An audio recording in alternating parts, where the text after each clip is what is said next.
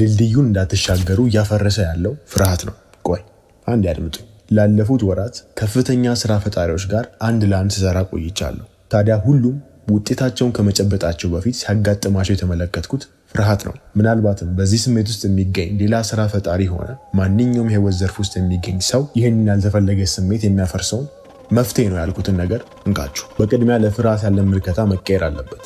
ፍርሃት አሪፍ ነገር ነው፣ ምክንያቱም ለለውጥ ጠቋሚ በመሆኑ። አንጎል ከለመደው ስራ ጥለት ውጪ አዲስ ሁኔታ ውስጥ ሰው በሚገባበት ሰዓት ላይ ምን ሊፈጠር እንደሆነ መገመት ስለማይችል ፍርሃት እንደ ምልክት ያቀርባል።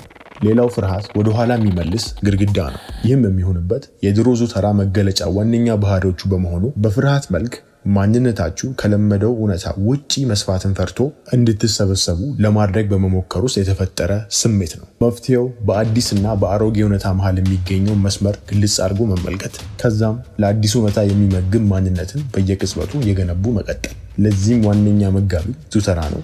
ዙተራም ደግሞ የሚደጋገም ኃይል ህትመት ነውና አዲስ የሚደጋገም ኃይል ህትመትን ሰው በሚፈጥርበት ሰዓት አዲስ እውነታን በቀጣይነት እየፈጠረ ይቀጥላል።